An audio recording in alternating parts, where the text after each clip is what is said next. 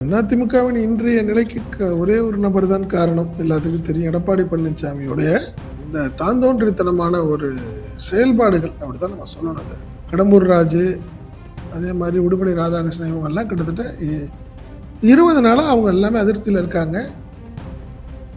நீங்கள் வந்து பார்த்தீங்கன்னா எடப்பாடியோட டச்சில் இல்லை, அவங்க வெளியே போயிட்டாங்க. குறிப்பாக பார்த்தீங்கன்னா கடம்பூர் ராஜு இன்னும் மாவட்ட செயலாளராக இருக்கார். அதுதான் மேட்ரு. அதில் இன்னைக்கு போகிற வரைக்கும் அவர் இருந்தார். ஸோ இவங்கெல்லாம் போகிறாங்கன்னு தெரிஞ்சும் கூட எடப்பாடி பழனிசாமி கவலையே இல்லாமல் இருக்கிறதாங்க இதில் பெரிய விஷயம். அதில்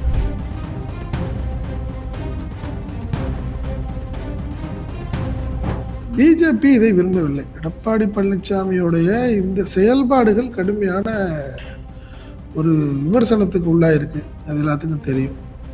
ஒன்று நல்லா பார்த்தீங்கன்னா, திடீர்னு விஜய்க்கு ஆதரவு தெரிவித்த 25 எம்எல்ஏக்களுடைய பதவிகள் நீக்கப்பட்டது. அவங்க திடீர்னு எல்லாம் பிரிஞ்சு இருந்தவங்க எல்லாமே திடீர்னு ஒரு நாள் எடப்பாடி பழனிசாமியை பார்க்குறாங்க, வருத்தத்தை தெரிவிக்கிறாங்க. எல்லாம் நாங்களாம் ஒன்றாயிட்டோம், அவங்களுக்குள்ள சின்ன சின்ன பிரச்சனைகள் இருந்துச்சுன்னு சொல்லிட்டு வந்துட்டாங்க. பட் ஆனால் எடப்பாடி பழனிசாமி மட்டும் இந்த வாயை திறக்கலாங்க. இது வரைக்கும் வாயை திறக்கணும். அந்த கூட்டத்தில் விஜயபாஸ்கர் இருந்தார். விஜயபாஸ்கர், புதுக்கோட்டை. அவர் என்ன பண்ணார், டிவிகேன்னு ஒரு முடிவு பண்ணிட்டார். ஒரு 3-4 நாளைக்கு முன்னாடி டிவிகேல ஜாயின் பண்ண தான் முடிவு பண்ணிட்டார். மீண்டும் அவரை தொடர்பு கொண்டு அதிமுக நிர்வாகிகள், அதாவது வேலுமணி தரப்பு பேசி, இல்லை கொஞ்சம் வெயிட் பண்ணுங்க, பாஜக மேலேருந்து சொல்லியிருக்கு, கொஞ்சம் வெயிட் பண்ண சொல்லியிருக்கு, வெயிட் பண்ண, அதனால் வெயிட் பண்ணிட்டு இருக்கிறாங்க. எடப்பாடி பழனிசாமியை பொதுச்செயலாளர் பதவியிலிருந்து தூக்கணும் அப்படின்னு முடிவு பண்ணிடுச்சு பிஜேபி. புரியுதுங்களா? இந்த அவங்களுக்கு ஒரே ஒரு விஷயந்தான், பிஜேபிக்கு அமைச்சரவையில் சில மாற்றங்களுக்காக வெயிட்டிங். அந்த ஒர்க்கும் போயிட்டுருக்கு. அமித்ஷா சொன்ன ஒரே ஒரு வார்த்தை அதுதான், நம்ம ஜூன் லாஸ்ட்டுக்குள்ளார நீங்கள் வந்து மத்திய அமைச்சரவை மாற்றம் செய்யப்படப்போகுது, ஸோ அதுக்கான வேலைகள் பார்த்துட்ருக்கோம், கொஞ்சம் வெயிட் பண்ணுங்கன்னு மீண்டும் நேற்று சொல்லியிருக்காங்க. யாருக்கு? வேலுமணி தரப்புக்கு மீண்டும் சொல்லியிருக்காங்க. அதனால் எனக்கு தெரிந்து இறுதிக்கேடு எடப்பாடி பழனிசாமிக்கு, இறுதிக்கேடு, அவ்வளோதான். ஆதவ அர்ஜுன் முன்னிலையில் போய் சேர வேண்டிய கட்டாயத்தில் இன்றைக்கி அதிமுக நிர்வாகிகள் இருக்கிறாங்க. பனையூர் ஆஃபீஸ் திறக்காமல் காலைல 8 மணிக்கே போய் வாசலில் நின்றுட்டு கிட்டத்தட்ட 1.5 மணி நேரம் திறக்கலை, கதவை திறக்கலை.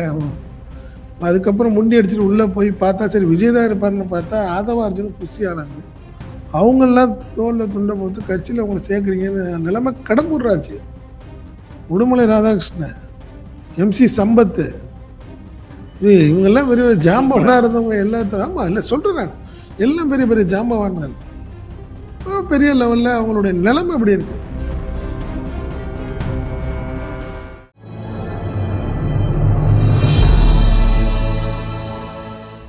தமிழ் நியூஸ் நேயர்களுக்கு வணக்கம். இன்றைய நேர்காணலில் நம்மோடு இருந்திருப்பவர் தமிழ் நியூஸோட ஆசிரியர் மற்றும் பத்திரிகையாளர் திரு செந்தில் சார். சார் வணக்கம். வணக்கம். வணக்கம். அஇஅதிமுக தொடர்ந்து அது செய்யக்கூடிய அந்த நிலைப்பாடுகள், அதனுடைய செயல்பாடுகள் ஒரு நாளுக்கு நாள் கேள்விக்குறியாக்கப்பட்டு வருகிறது. இன்றைய தினம் முன்னாள் அமைச்சர்கள், முன்னாள் எம்எல்ஏக்கள் பலர் பனையூர் பங்களாவுக்கு சென்று தாவேகாவில் தங்களை வந்து இணைச்சிருக்கிறாங்க. அதில் இணைச்சது மட்டும் இல்லாமல் அதிமுகவுக்கு, அதாவது தாவேகாவுக்கு அதிமுக தான் தாய் கழகம் அப்படிங்கிற மாதிரி ஆதவ அர்ஜுனா பேசுகிறாரு. ஜெயலலிதா அம்மையாருடைய வழியிலையும் நாங்கள் வந்து செயல்படுறோம், எம்ஜிஆர் வழியிலையும் செயல்படுறோம், எங்கள் தலைவருக்கு கலைஞரையும் பிடிக்கும், ஜெயலலிதாவும் பிடிக்கும், எனவே கலைஞர் உண்மை விசுவாசிகளும் இங்கே வரணும், இப்படி பல பேசுபொருளாக இருக்கிறது. அந்த பனையூரில் இன்று நடந்த அந்த மீட்டிங்கில், அந்த சம்பவத்தில் அதிமுகவினுடைய இந்த நிலைமையை பற்றி எப்படி பார்க்குறீங்க? இல்லை, அதிமுகவின் இன்றைய நிலைக்கு ஒரே ஒரு நபர் தான் காரணம். எல்லாத்துக்கும் தெரியும். எடப்பாடி பழனிசாமியுடைய இந்த தாந்தோன்றித்தனமான ஒரு செயல்பாடுகள் அப்படித்தான் நம்ம சொல்லணும். அது ஒரு கடுமையான வார்த்தையாக இருந்தாலும் கூட உண்மை அதுதான். நீங்கள் இங்கே கடம்பூர் ராஜு, அதே மாதிரி உடுமலை ராதாகிருஷ்ணன், இவங்கெல்லாம் கிட்டத்தட்ட 20 நாளாக அவங்க எல்லாமே அதிருப்தியில் இருக்காங்க. நீங்கள் வந்து பார்த்தீங்கன்னா எடப்பாடியோட டச்சில் இல்லை, அவங்க வெளியே போயிட்டாங்க. குறிப்பாக பார்த்தீங்கன்னா கடம்பூர் ராஜு இன்னும் மாவட்ட செயலாளராக இருக்கார். அதுதான் மேட்ரு. அதில் இன்னைக்கு போகிற வரைக்கும் அவர் இருந்தார். பட் உடுமலை ராதாகிருஷ்ணனை வந்து நீக்கிட்டார். என்ன காரணம்? எம்எல்ஏன்னு அடிப்படையில் அவர் நீக்கிட்டார்னு வச்சுங்களேன். ஒரு பதவியிலேருந்து எடுக்கப்பட்டது. ஸோ இவங்கெல்லாம் போகிறாங்கன்னு தெரிஞ்சும் கூட எடப்பாடி பழனிசாமி கவலையே இல்லாமல் இருக்கிறதாங்க இதில் பெரிய விஷயம். அதில் ஸோ ஒரு முடிவுரை எழுதி கொண்டு இருக்கிறார் எடப்பாடி பழனிசாமி. பிஜேபி இதை விரும்பவில்லை. எடப்பாடி பழனிசாமியுடைய இந்த செயல்பாடுகள் கடுமையான ஒரு விமர்சனத்துக்கு உள்ளாயிருக்கு. அது எல்லாத்துக்கும் தெரியும். இப்படி நல்லா பார்த்தீங்கன்னா, திடீர்னு விஜய்க்கு ஆதரவு தெரிவித்த 25 எம்எல்ஏக்களுடைய பதவிகள் நீக்கப்பட்டது. அவங்க திடீர்னு எல்லாம் பிரிஞ்சு இருந்தவங்க எல்லாமே திடீர்னு ஒரு நாள் எடப்பாடி பழனிசாமியை பார்க்குறாங்க, வருத்தத்தை தெரிவிக்கிறாங்க. எல்லாம் நாங்களாம் ஒன்றாயிட்டோம், நமக்குள்ள சின்ன சின்ன பிரச்சனைகள் இருந்துச்சுன்னு சொல்லிட்டு வந்துட்டாங்க. பட் ஆனால் எடப்பாடி பழனிசாமி மட்டும் இந்த வாயை திறக்கலைங்க. இது வரைக்கும் வாயை திறக்கல. பிரச்சனை நடந்துச்சு, இதை பற்றியும் கவலைப்படாத ஒரு ஆள்னு அவர் தான். பட் இந்த விஷயத்தில் எடப்பாடி பழனிசாமி வந்து கூப்பிட்டு சொன்னது, பிஜேபி தலைமை சொன்னிச்சு, இல்லை அதிமுக கொஞ்சம் கொஞ்சமாக பாதிக்கப்படுது, இந்த பாதிப்பில் லாபம் அடையிறது தாவேக்கா, சரியாக இருக்காது எடப்பாடி பழனிசாமி, நீங்கள் உடனே 3 எம்எல்ஏக்கள் 4 எம்எல்ஏக்கள் ராஜினாமா பண்ணிட்டு தாவேக்கா போய் ஜாயின் பண்ணிட்டாங்க. ஸோ இனிமேல் இது மாதிரி போகக்கூடாது, உடனே கூப்பிட்டு அவங்கள பேசுங்க அப்படின்னு சொல்லிட்டு வேலுமணிட்டையும் அமித்ஷா ஆஃபீஸ்லேருந்து கூப்பிட்டு பேசுகிறாங்க. இல்லை நீங்கள் போங்க, நீங்கள் சமாதானமாக எடப்பாடி உங்களை ஏற்றுக்குவாருன்னு சொல்லிட்டாங்க. இதன் அடிப்படையில் தான் போய் பார்க்குறாங்க, பேசிட்டாங்க, முடிஞ்சிருச்சு. ஆனாலும் எடப்பாடி பழனிசாமி மீண்டும் அவங்கள கூப்பிட்டு பேசுறதுக்கு தயக்கம் காட்டுறாரு. அவங்களே உங்களை வந்து பார்த்துட்டாரு, அவங்க பேசிட்டாங்க, வருத்தம் தெரிவிச்சிட்டாங்க, முடிஞ்சிருச்சு. ஆனாலும் பார்த்தீங்கன்னா இது வரைக்கும் எடப்பாடி பழனிசாமி அவங்கள யாரையும் சந்திக்கலை, பேசலை. போய் சேலத்தில் உட்காந்துக்கிறாரு, இல்லைன்னா மெட்ராஸில் வந்தால் இங்கே இருக்கிற அவருடைய ஆட்கள் 4 பேர்கிட்ட தான் பேசுகிறாரு. மீண்டும் யார்ட்டையும் பேசுறதில்ல, சகஜமாக இல்லை. இதுதான் இப்போ மீண்டும் என்ன ஆயிடுச்சு, அவங்க எல்லாம் அப்படியே பிளவுபட்டுருக்காங்க. இப்போ நம்ம நல்லா தெரியும், அந்த கூட்டத்தில் விஜயபாஸ்கர் இருந்தார், விஜயபாஸ்கர், புதுக்கோட்டை. அவர் என்ன பண்ணார், டிவிகேன்னு ஒரு முடிவு பண்ணிட்டார். ஒரு 3-4 நாளைக்கு முன்னாடி டிவிகேல ஜாயின் பண்ணதான் முடிவு பண்ணிட்டார். மீண்டும் அவரை தொடர்பு கொண்டு அதிமுக நிர்வாகிகள், அதாவது வேலுமணி தரப்பு பேசி, இல்லை கொஞ்சம் வெயிட் பண்ணுங்க, பாஜக மேலேருந்து சொல்லியிருக்கு, கொஞ்சம் வெயிட் பண்ண சொல்லியிருக்கு, வெயிட் பண்ண, அதனால் வெயிட் பண்ணிட்டு இருக்கிறாங்க. ஸோ இந்த ஒரு விஷயம்தான் பேசாமல், இல்லைன்னா வேலுமணி, வி சண்முகம், விஜயபாஸ்கராக இருக்கட்டும், கேபி அன்பழகன், ஹரி, அருள்மொழி தேவன், இவங்க எல்லாமே ஒரு முடிவு பண்ணியிருப்பாங்க. கிட்டத்தட்ட 19 எம்எல்ஏக்கள் நினைக்கிறேன். அவங்க எல்லாமே ஒரு வருத்தத்தில், ரொம்ப வருத்தத்தில் தான் இருக்காங்க. காரணம், அவங்களுக்கு என்ன சொன்னார், 4ஆம் தேதிக்குள்ளே மீண்டும் பதவிகள் வழங்கப்பட்டு விடும் அப்படின்னு எடப்பாடி பழனிசாமி உறுதியில் எழுதியிருந்தார். யார்கிட்ட, இவங்கள்ட்ட இல்லை, அமித்ஷாட்டே சொல்லியிருந்தார். என்னை வந்து பார்க்க சொல்லுங்கள், நாங்கள்லாம் சமாதானமாயிடுறோம், மீண்டும் இவங்கள்டேருந்து பறிக்கப்பட்ட பதவிகள்லாம் 4ஆம் தேதிக்குள்ளே நான் உங்களுக்குலாம் ஸ்மூத்தாக பண்ணி முடிச்சிடுறேன்னு சொன்ன எடப்பாடி பழனிசாமி அதை பற்றி கண்டுக்கவே இல்லை. திருப்பி நேற்று வேலுமணி பேசுகிறார், அமித்ஷா தரப்பு பேசுகிறாரு, நீங்கள் சொன்னீங்க, நாங்கள் போய் பார்த்தோம், எங்களுடைய தன்மானத்தை கூட விட்டு போய் நாங்கள் பார்த்து பேசிட்டு வந்தோம், பட் அதுக்கப்புறம் எந்த ரியாக்ஷனும் இல்லை, எந்த டெவலப்மெண்ட்டும் இல்லை சார் அப்படின்னு ஒன்று. இதுதான் இப்போ அமித்ஷா வந்து ஒரு முடிவு பண்ணிட்டாங்க. எடப்பாடி பழனிசாமியை பொதுச்செயலாளர் பதவி வந்து தூக்கணும் அப்படின்னு முடிவு பண்ணிடுச்சு பிஜேபி. புரியுதுங்களா? இந்த அவங்களுக்கு ஒரே ஒரு விஷயந்தான், பிஜேபிக்கு அமைச்சரவையில் சில மாற்றங்களுக்காக வெயிட்டிங், அந்த ஒர்க்கும் போயிட்டுருக்கு அவங்களுக்கு.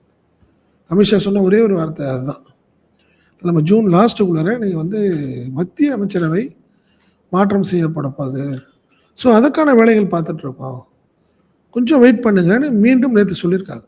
யாருக்கு? வேலுமணி தரப்புக்கு மீண்டும் சொல்லியிருக்காங்க. அதனால் எனக்கு தெரிந்து இறுதிக்கேடு, எடப்பாடி பழனிசாமிக்கு இறுதிக்கேடு, அவ்வளோதான். இதுதான் உண்மை. என்ன காரணம்னா, இன்றைக்கி வரைக்கும் 4 பேர் போயிட்டாங்க. இன்றைக்கி ஒரு 4-5 முன்னாள் எம்எல்ஏக்கள், 3 முன்னாள் அமைச்சர்கள்லாம் போயிட்டாங்களே. ஸோ இந்த விஷயம் வந்து அதிமுகவை வந்து கிட்டத்தட்ட ஒன்றும் இல்லாமல் ஆழ்க்கிடணுங்கிற ஒரு கங்கணம் கட்டிட்டு இருக்காரு எடப்பாடி பழனிசாமி மாதிரி தெரியும் சார். இப்போ இவங்க போறாங்கங்கிற செய்தி முன்னாடியே இபிஎஸ்க்கு தெரியும். அப்போ இவங்கள வந்து ஒரு சமரசத்துக்கு எதுவுமே ஆட்படுத்தல, அதுதாங்க. கொஞ்சம் பேச்சுவார்த்தைக்கு எதுவுமே வந்து அவங்க அழைக்கல. அப்போ விபிஎஸ் போனா போட்டும் அப்படிங்கிற மாதிரி இருந்திருக்கிறாரா? அதுதான். அப்படின்னா அப்ப போனா போட்டும் அப்படின்னா, அப்போ இப்போ உதாரணத்துக்கு இப்போ கடம்பூர் ராஜு போயிட்டாருன்னா, இப்போ கோவில்பட்டி, தூத்துக்குடி இது போன்ற பகுதிகள்ல அப்போ அவருக்கு தனிப்பட்ட செல்வாக்கு இருக்கு. சாதி மதம் கடந்து அவருக்கு தனிக்கிட்ட ஒரு தலைவர் செல்வாக்கு இருக்கு. அப்போ அவருடைய இடத்தை யார் ஃபுல்ஃபில் பண்ணுவாங்க? இப்ப உடுமலை ராதாகிருஷ்ணன்னா அப்ப அந்த பகுதியில யார் இது பண்ணுவாங்க? எம்.சி. சம்பத்னா அவங்க எப்படி எப்படி இது பண்ணுவாங்க? எடப்பாடி பழனிசாமி எப்படி நினைக்கிறாருன்னா, என்ன வேணும்னு சொல்லிட்டு போறீங்களா, போயிட்டு போ. இதுல அவங்களுடைய வருத்தம் என்ன, கட்சியில அதுல என்ன பாதிப்புலாம் இல்லை. இப்ப என்ன பண்ண போறாரு, ஒண்ணுமே இல்லாத ஒரு ஆளை கொண்டு போய் தூத்துக்குடியோடைய எங்க மாவட்ட செயலாளராக போடுவார். உடுமலைக்கு பதிலாக ஏற்கனவே போட்டார். இந்த மாதிரி விஷயங்கள் எல்லாமே பண்ண போறாரு. நீங்கள் விருதுநகர்லேருந்து ஒரு மாவட்ட செயலாளர் போயிட்டார், புரியுதுங்களா? ஸோ இந்த மாதிரி எதை பற்றியுமே கவலைப்படாத ஒரு ஆளாக இருக்காருங்க எடப்பாடி பழனிசாமி. இவ்வளோ பெரிய கட்சி. ஸோ அவர் என்ன நினைக்கிறாரு, தனக்கு வேண்டியவர் தான் போதும் இந்த கட்சியில் நினைக்கிறாரு. அதுதான் அவருக்கு ஒரு மிகப்பெரிய ஆபத்தாக முடிய போகுது. இப்போ நல்லா பார்த்தீங்கன்னா எடப்பாடி பழனிசாமிகிட்ட ரொம்ப ரொம்ப விசுவாசமாக இருக்கிற ஆட்கள் ஜெயக்குமார். சுத்தமாக சென்னையில் எடுத்துக்கிட்டிங்கன்னா ஜெயக்குமார், பெஞ்சமின், இந்த டீம்லாம் யாருமே இல்லை அவருக்கு, புரியுதுங்களா? அவர்கிட்ட சுத்தமாக இல்லாமல் கேபி முனுசாமி மட்டும் தான் இருக்காரு. நத்தமும் போயிட்டாரு. திண்டுக்கல் சீனிவாசனும் பெருசாக வர்றதில்லை. யாருமே இல்லை அவருக்கு. இல்லை வயது மூப்புங்கிறதோட நீங்கள் ஒரு ஆர்வமாகவே இல்லைல்ல. கட்சி ஒரு ஆரோக்கியமாக ஒரு ஆக்டிவாக இருந்தால் தானே ஐக்கியம் உங்களுக்கு வர முடியும். நீங்கள் ஆக்டிவாக இல்லை, இருக்கிறவங்களாம் போகிறாங்க, விரக்தியில் இருக்கிறாங்கங்கிறப்போ எப்படி இருப்பாங்க? ஸோ அதனால் என்னை பொறுத்தவரை இந்த இதான் சொன்னேன், மத்திய அமைச்சரவையுடைய மாற்றத்திற்காக பிஜேபி சில ஒர்க் பண்ணிட்டு இருக்கிறதுனால அதிமுக தரப்பு, அதாவது குறிப்பாக வேலுமணி தரப்பை கொஞ்சம் அமைதியாக இருக்க சொல்லியிருக்கு. அதுக்காக வெயிட் பண்ணுறாங்க. பட் அதுக்குள்ளே இவர் கட்சியை வீணாக்கிடுவார் போல் இருக்கு, ஒன்றும் ஆக்கிடுவார் போல் இருக்கு. சார் அப்போ இப்போ இப்படிப்பட்ட ஒரு சூழ்நிலை இருக்கு. எம்எல்ஏக்களும் நாளைக்கு தாவுவாங்க அப்படிங்கிற ஒரு விபரீதமும் இருக்கு. இப்போ என்னை எதிர்த்து பேசினா வெளியே போ அப்படிங்கிற ஒரு அளவுகோல் வச்சாருன்னா, இந்த தலைவர்கள் மட்டும் இந்த கட்சியை விட்டு போகல. மாறாக அந்த தலைவர்கள் இருக்கக்கூடிய, சார்ந்து இருக்கக்கூடிய தொண்டர்கள், அந்த மாவட்டத்தில் இருக்கக்கூடிய களப்பணியாளர்கள் எல்லாருமே போயிருவாங்க. அப்போ அந்த மாவட்டமே வந்து அதிமுகவோட பேஸ தாவேக்காவுக்கு தாரை வார்ப்பதுக்கு சமம் தானே? ஒன்றும் இல்லை கேம். ஆதவ அர்ஜுன் அதிமுகவில் ஜாயின் பண்ணணுங்கிறதுக்கு அலைஞ்சவர் தெரியுமில்ல உங்களுக்கு. ஃபர்ஸ்ட் டைமாக டிஎம்கேலேருந்து வெளியே வந்தவர். டிஎம்கேனா பென் டீம் ஒர்க்குகளை பார்த்துட்டு இருந்தவர், நேராக வெளியே வர்றவர். இதுங்க டிஎம்கேல ஒரு எம்பி பதவி கேட்குறாரு, எம்பி தர முடியாதுன்னு சொல்லிட்டாங்க. வெளியே வந்தவர் ஃபஸ்ட்டு அதிமுகவுக்கு போகிறார். அவர் தான் போய் என்ன சொல்கிறாரு, விளையாட்டு மேம்பாட்டு அணின்னு எனக்கு உருவாக்கி கொடுங்க, செலவெல்லாம் நான் பார்த்துக்கிறேன் அப்படின்னு ஃபஸ்ட்டு பேசுகிறார். எடப்பாடி பழனிசாமிகிட்ட பேசுகிறார். பட் டிஎம்கே தரப்பில் தகவல் சொல்கிறாங்க, என்ன சொல்கிறாங்க, சரியாக இருக்க மாட்டார், ஏன் டிஎம்கேலேருந்து வெளியே வர்றாரு அப்படின்னு விசாரிக்கும் போது அவர் டாமினேட் பண்ணுவார், எங்கே போனாலும் பர்ச்சேஸ் பண்ணுவார், பணம் வச்சுருக்காரு, வேண்டாம், ஒரு லாயலான ஆள் இல்லைன்னு திமுக தரப்பு தகவல் சொன்ன உடனே எடப்பாடி பழனிசாமி ஒதுக்கி விட்டார். இல்லைங்க தம்பி, நீங்கள் கிளம்புங்க தம்பின்னு வெட்டிக்கிட்டார். அதுக்கப்புறம் தான் விசிகாவுக்கு போனவர் அவர். இன்னைக்கு பாருங்க, ஆதவ அர்ஜுன் முன்னிலையில் போய் சேர வேண்டிய கட்டாயத்தில் இன்னைக்கு அதிமுக நிர்வாகிகள் இருக்கிறாங்க. ஒரு காலகட்டத்தில் இப்போ பரவிட்டு இருக்கக்கூடிய ஒரு புகைப்படம், கடம்பூர் ராஜு அவர்களை வந்து விஜய் அவர்கள் வந்து அணுகியிருக்கிறாரு திரைப்படம் விவகாரத்துல. நம்ம செய்தி மக்கள் தொடர்புத்துறை பார்த்துட்டு இருந்தாரு. அப்போ ஒரு படத்துல, அது மெர்சல் நினைக்கிறேன், மெர்சல் படத்தோட பிரச்சனைக்காக கடம்பூர் ராஜுக்காக வெயிட் பண்ணி பார்த்துட்டு போனவர்.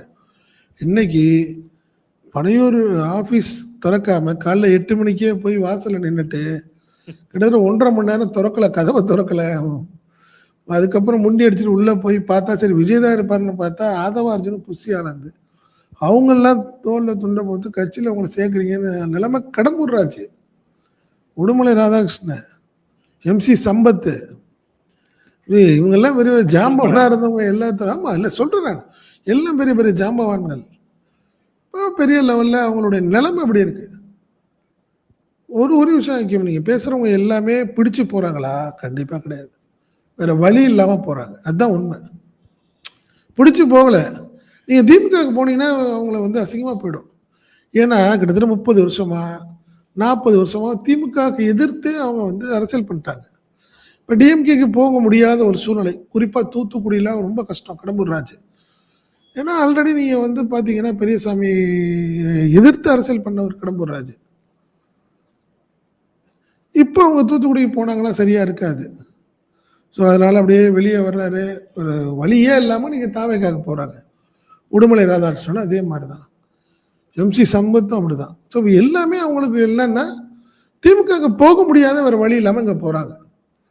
இன்னும் ஒரு 4 நாளைக்கு முன்னாடி தெரிஞ்சிருந்து ஒரு முடிவு பண்ணியிருந்தாங்கன்னா, அண்ணாமலை கட்சி ஆரம்பிக்கிறத ஒரு வாரத்துக்கு முன்னாடி ஆரம்பிச்சிருந்தாங்கன்னா, இவங்கலாம் அங்க போயிருப்பாங்க. ஏன்னா, இந்த ஒரு வாரமா பேச்சுவார்த்தை நடத்தி, இன்னைக்கு சேர்றோம்னு சொல்லிட்டு, போகாம போனா தப்பா போயிடும்னு இந்த இந்த டீம்லாம் போயிருக்கு. இல்லன்னா கண்டிப்பா அண்ணாமலைகிட்ட தான் போயிருப்பாங்க. ஸோ, இதெல்லாம் தெரிந்து எடப்பாடி பழனிசாமி ஏன் இப்படி இருக்காரு? அப்படின்னுங்கிறது தான் எல்லாத்துடைய வருத்தமும். ஏன் அவரு கட்சிய நீங்க உருவாக்குனீங்களா? அழிச்சுட்டு போறதுக்கு. இது எம்ஜிஆர் கட்சி, அதுக்கப்புறம் ஜெயலலிதா பார்த்த கட்சி. நீங்க இந்த கட்சிய ஒண்ணும் இல்லாம ஆக்கிட்டு போனா, எந்த விதத்திலயும் உங்களை இதுக்கு எல்லாத்துக்கும் பிஜேபி மிகப்பெரிய ஒரு எதிர்வினையை வைத்திருக்கும். அதுலலாம் மாற்றமே இல்ல. காரணம்னா, உச்ச கோவத்துல இருக்கு பாஜக. இவரால தானங்க இப்ப நீங்க அண்ணாமலையும் வெளிய போறதுக்கு ஒரு காரணமா இருந்தாரு. எடப்பாடி தானங்க. உண்மையா இல்லையா? நீ எடப்பாடி பழனிசாமி முறுக்கிக்கிட்டு, அண்ணாமலை இருக்கிற வரைக்கும் நாங்க கட்சியில இதுல கூட்டணி வைக்க மாட்டோம்னு சொன்னதுனால தானே அவரையும் வெளிய அனுப்ப வேண்டிய கட்டாயத்துக்கு வந்தது. அதன் தொடர்ச்சியா தானே இப்ப இன்னைக்கு வெளியே அண்ணாமலை ஒரு புதிய கட்சி, புதிய இயக்கம் ஆரம்பிச்சிருக்காரு. செப்டம்பர்ல புதிய கட்சி ஆரம்பிக்க போறாரு. சோ அவர் வந்து அதிமுகவை மட்டும் சொல்லிய முடிக்கல, பிஜேபியும் சேர்த்தே சொல்லி பிஜேபி சேர்த்து முடிச்சு விட்டாரு. நீ அதனால இதுக்கான விலையை வந்து மிகப்பெரிய விலையை கொடுக்க போகிறார் எடப்பாடி பழனிசாமி. அதனால மாற்று கருத்து கிடையாது. மிக விரைவில், அதான் ஜூன் வரைக்கும் வெயிட் பண்ணுங்க. இந்த ஜூன் மாசத்தையும் முடிச்சுட்டு ஜூலை ஃபர்ஸ்ட் வீக்ல உங்களுக்கு எல்லாத்தையும் முடிச்சு கொடுத்துட்றோம். பிஜேபி அஷூரன்ஸ் கொடுத்துருக்கு வேலுமணிக்கு. அதனால தான் விஜயபாஸ்கர் கூட அவர் 4-5 நாளைக்கு முன்னாடி போய் சேர்ந்திருப்பாரு. யாரு? அவரு வந்து இவங்க மாதிரிலாம் இல்லை. அவர் வந்து டைரக்டாவே யார் கான்டாக்ட்ல இருக்காருன்னா, விஜய் கான்டாக்ட்ல இருக்காரு அவர். ஸோ ஆட்டோமேட்டிக்கா அவரையும் கூட வேலுமணி தரப்பு பேசி, சிவிஎஸ் தரப்பு வெயிட் பண்ணு. ஜூன் வரைக்கும் நம்ம வெயிட் பண்ணுவோம். அதுக்கப்புறம் இல்லைன்னா முடிவெடுத்துக்கலாம். பிஜேபி மேலேருந்து சொல்லியிருக்கு. பிடுங்கி கட்சியை அவங்கள்ட்ட கொடுத்துரும். அவ்வளோதான். நீங்கள் வச்சுக்கங்கன்னு கொடுத்துட்டு போயிடும். எடப்பாடி பழனிசாமி நீங்கள் ரொம்ப அடம் பிடிச்சாருன்னா திகார் தான். இல்லைன்னா புழல். இப்படி தான் ஏதோ ஒரு சூழ்நிலைக்கு தான் அவர் போக போகிறார். அதெல்லாம் மாற்றம் இல்லை. அது எல்லாத்துக்கும் தெரிஞ்சிருச்சு. இப்போ கட்சி இப்போ ஒன்றுபடலையா? இப்போ வேலுமணி ஃபேக்ஷன் ஒன்றுபட்டாங்க. 2 பேர் மட்டும் மனஸ்தாபத்தில் இருக்காங்க, முடிவெடுக்க போறாங்க அப்படின்ற மாதிரி சிவிஎஸ்ஐயும் விஜயபாஸ்கரையும் சொல்லியிருந்தாங்க. இப்போ வேலுமணி தரப்பும் இபிஎஸ் தரப்புமே இணங்கி போகல. பேரளவுக்கு அவங்க வந்துட்டாங்க. இல்ல அவங்க வந்தாங்க. ஒரு வேலுமணி தரப்புல அவங்க பண்ண ஒரே தவறு என்ன? விஜயை ஆதரவு தெரிவிக்கிறதுக்கு முன்னாடி பிக் பாஸை பார்த்து பேசியிருந்திருக்கணும். இல்லை யாராவது ஒரு தகவல் சொல்லியிருக்கணும். யார? பிஜேபி தரப்புல சொல்லியிருக்கணும். எடப்பாடி பழனிசாமியை வந்து நீங்க பேசி கன்சல்ட் பண்ணுங்க இல்லையோ, நீ அமித்ஷா தரப்புல கூப்பிட்டு, இல்லை சார் இங்கே சரியா இல்லை, நாங்கள் போயிட்டு விஜய்கிட்ட இருந்துட்டு எல்லாத்தையும் பிடிக்கிட்டு வந்துடும், ஏதாவது ஒரு சொல்லி தகவல் வாங்கியிருந்தாங்கன்னா, ஒரு பர்மிஷன் வாங்கியிருந்தாங்கன்னா இப்போ பிரச்சனையே இல்லை. அவங்க என்ன பண்ணிட்டாங்க? சொல்லாமல் திடீர்னு ஒரே நைட்டு முடிவு பண்ணி அடுத்த நாள் காலையில் விஜய்க்கு அழைப்பு விடுத்து சால்வை போட்டு அப்படிங்கிற ஒரு சூழ்நிலை வந்தது தான் இன்னைக்கு பிஜேபியோடைய கோபத்துக்கு ஆளாகினது. இப்போ ஒன்றுமே கிடையாது. நீங்கள் பிஜேபி நினைச்சா அடுத்த நிமிஷம் இவங்களுடைய எல்லோருடைய பதவியும் அவ்வளோதான். கவர்னர் அடுத்த நாள் ரிசல்ட்டு தானே, ஒரு கையெழுத்து முடிஞ்சு போச்சு. எல்லாம் எம்எல்ஏக்கள்லாம் பதவி நீக்கம் செய்யப்பட்டுருவார்கள். அதனால தான் அவசரப்பட்டாங்க. இப்போ போய் மாட்டிக்கிட்டாங்க. ஸோ பிஜேபி என்ன சொல்லுதோ அதை கேட்க வேண்டிய கட்டாயத்தில் அவங்க இருக்காங்க. அதுதான் உண்மை தற்போதைய நிலை. ஸோ ஒரு பக்கம் அண்ணாமலை தனி கட்சி, அவர் ஒரு ட்ராக்ல போறாரு. கடந்த காலத்தில் அவருமே இபிஎஸ்ஸையும் ஏஐஏடிஎம்கேவையும் வந்து வீக்கெண்ட் பண்ணியிருக்கிறாரு. இன்னொரு பக்கம் விஜய் அவங்களுடைய கட்சிக்காரர்களை வந்து உடைச்சி தன்வசப்படுத்துறாரு. எம்எல்ஏக்களை வந்து ராஜினாமா செய்ய வச்சு அவர் ஒரு பக்கம் இணைக்கிறாரு. ஸோ இப்படிப்பட்ட ஒரு சூழ்நிலை இருக்கும்போது என்ன அப்போ ஒரு ஜென்ரலான ஒரு பொது நோக்கமா இருக்கு? அதிமுகங்கிற கட்சியை இனி இருக்கக்கூடாது, ஒரு தேர்ட் கார்னர்ங்கிற ஒன்று இருக்கக்கூடாது. அப்படி இருந்துச்சுன்னா இன்னும் நம்மளுடைய, அதாவது ஒரு சிங்கிள் லார்ஜஸ்ட் பார்ட்டி தான் வருமே தவிர ஒரு தனிப்பெரும் மெஜாரிட்டி வரக்கூடிய காலகட்டத்தில் கிடைக்காது. அந்த கட்சியை வந்து முழுவதுமாக கட்டமைப்புக்கு நாம வந்து எடுத்துக்கணும் அப்படிங்கிறதுல குறியா இருக்காங்களா? இப்ப நீங்க சொன்னீங்க, இப்போ ஒரு வாரத்துக்கு முன்னாடி அண்ணாமலை ஆரம்பிச்சிருந்தா அண்ணாமலை பின்னாடி கூட ஒரு குரூப் போயிருக்கும், ஏஐடிஎம்கே அப்படின்னு கூட நீங்க சொன்னீங்க. அப்போ இவங்களோட நோக்கம் என்ன? அதிமுகவை முற்றிலுமாக அதை தரைமட்டமாக்க வேண்டும் அப்படிங்கிறது தானா அந்த 2 அண்ணாமலை மற்றும் விஜய்? இல்லை, இதுக்கு காரணம் நம்ம பார்க்கணும்ல. இப்போ நீங்கள் திமுக பற்றி சொல்லவே முடியாது. அந்த ஒரு கட்டுக்கோப்புங்கிறது ஒரு தலைமையை வந்து கடுமையாக வச்சிருக்கு. ஒரு எதிர்பாராத ஒரு தோல்வி, தலைவரே தவிர்த்திருக்காரு. அப்போ எவ்வளோ சோர்வாக இருப்பாங்க. செங்கலை ஈஸியாக இழுத்தரலாம்னு நினைக்கிற மாதிரி திமுக இல்லை பாருங்க, அந்த கட்டமைப்பு இல்லைங்கிற நான். புரியுதுங்களா? நீங்கள் பட்ட அதிமுக இப்படி சோல்வு பெரிய தோல்வி நம்மளுக்குன்னா எடப்பாடி பழனிசாமி எப்படி ஆக்டிவாக இருந்து எல்லாத்தையும் அரவணைச்சு போயிருக்கணும்ல. அரவணைச்சு போகலைங்கிற நான். சரிங்க, ஏதோ ஒரு காலகட்டத்தில் அவங்க போயிட்டாங்க. உங்கள் மேலே என்ன கோவம் அவங்களுக்கு? திருமாவை முதல்வர் வேட்பாளர்னு சொல்லி ஒரு ஒரு கூட்டம் ஒரு டக்குன்னு ஒரு செட்டப் பண்ணுறாங்க, ரெடி பண்ணுறாங்க. நீங்கள் தான் ஆதரிக்கணும், நீங்கள் வந்து வேணால் தேவைப்பட்டால் துணை முதல்வரும் எடுத்துங்க, டிஎம்கே வெளியிலேருந்து ஆதரவுங்கிற ஒரு சூழ்நிலை முடிஞ்சிருச்சு. அடுத்த ஒரு 2 மணி நேரத்தில் முடிஞ்சு சிஎம் அவர் தாங்கிற சூழ்நிலையில் எடப்பாடி பழனிசாமி அடம் பிடிச்சிட்டார். துணை முதல்வராக நான் இருக்க முடியாது, நான் இருந்தால் முதல்வராக இருப்பேன் அடம் பிடிச்சதோட விளைவு அது. 2 விஷயம் பண்ணார். ஒன்று, நான் என்டிஏ கூட்டணியிலேருந்து வெளியே வந்துட்டோம், திருமாவளவன் முதல்வராகிறதுக்கு நாங்கள் ஆதரவு தெரிவிக்கிறோம். 2 அறிக்கை தான் இங்கே எதிர்பார்த்தாங்க. 2மே பண்ணலை அவர். அப்படியே டைம் ஆகாச்சு, வேறு வழி இல்லை. திருமாவளவன் தாவேக்காவுக்கு ஆதரவு நிலைப்பாடு எடுக்க வேண்டிய கட்டாயத்துக்கு வந்துட்டார். இந்த கோபம் தான் அவங்களுக்கு எல்லாத்துக்கும். புரியுதுங்களா? ஒரு நல்ல ஒரு சூழ்நிலை வந்தது, ஏன் கெடுத்தீங்கிறது அவங்களுடைய விஷயம். நம்ம படுதோல்வி அடைஞ்சிட்டோம், பட் இருந்தாலும் ஒரு வாய்ப்பு உங்களுக்கு வருது. அமைச்சரவை அமைக்கிறதுக்கான ஒரு வாய்ப்பு இருக்குது. அதை வந்து பிஜேபியோட ஆசீர்வாதத்தோடு நடக்குது, பிரச்சனை கிடையாது அப்படிங்கிற ஒரு சூழ்நிலையை நீங்கள் ஏன் கெடுத்தீங்க? அப்போ நீங்கள் தனிப்பட்ட முறையில் எந்த வேணாலும் முடிவெடுப்பீங்களாங்கிற கோபத்தில் தான் 25 பேர் வெளியே போனாங்க. இதில் வேறு யாருக்கும் வேறு ஆசையெல்லாம் கிடையாது, உண்மை அதுதான். இந்த கோபத்தில் தான் வெளியே போகிறாங்க. அப்போ நீ எதுனாலும் முடிவெடுப்பியா போட அப்படின்னு சொல்லி அவங்க வெளியே போகிறாங்க. அதோட விளைவு தான் இன்றைக்கி பிரச்சனை. ஸோ அதனால் இந்த எல்லாத்துக்கும் காரணம் எடப்பாடி பழனிசாமி தான். புரியுதுங்களா? மற்றவங்க எல்லாம் கிடையாது. நீங்கள் வந்து தாவேக்காவுக்கும் இந்நேரம் ஒரு நல்ல லீடராக இருந்தீங்கன்னா தாவேக்காவை உண்டுலன்னு பார்த்துருக்கணுமா இல்லையா? நீங்கள் தாவேக்கா யாரோட பேசுதோ அவங்கள உடனே கூப்பிட்டு நீங்கள் அந்த ஊருக்கே போயிடணும். நல்ல பொதுச்செயலாளர்னா நேராக கடம்பூர் ராஜா போய் பார்த்துருக்கணும், உடுமலை ராதாகிருஷ்ணனை போய் பார்த்துருக்கணும், எம்சி சம்பத்தை கூட என்ன பிரச்சனைப்பா வாப்பா, என்ன பேசியாச்சேவா, வேலுமணி கூட்டி உங்களால் வர சொல்லி ஆகணும், இப்படி தானே பேசணும். நீங்கள் கட்சினா அப்படி தானே பண்ணி ஆகணும். போனால் போய் பார்த்துக்கிறேன் அப்படின்னா என்ன பண்ண போகிறீங்க? நீங்கள் சேலத்தில் மட்டும் நீங்கள் ஒரு 6-7 எம்எல்ஏவை ஜெயிச்சிட்டிங்கன்னா போதும்னு நினச்சிட்டிங்கன்னா அதிமுக அகில இந்திய அண்ணா திராவிட முன்னேற்ற கழகம்ங்கிறத சேலம் அண்ணா திராவிட முன்னேற்ற கழகம் மாற்றிட வேண்டியதாங்கிறேன் நான். அகில இந்தியா கிடையாது, சேலம், அவ்வளோதான் அப்படின்னு ஒரு சூழ்நிலைக்கு அவர் கொண்டாந்துட்டார். அதனால் இதுக்கு முழுக்க முழுக்க தாவேக்காவோ அண்ணாமலையோ கிடையாது, எடப்பாடி பழனிசாமி மட்டும்தான் இதுக்கு ஒரு காரணம். அவர் மட்டும்தான் காரணம்.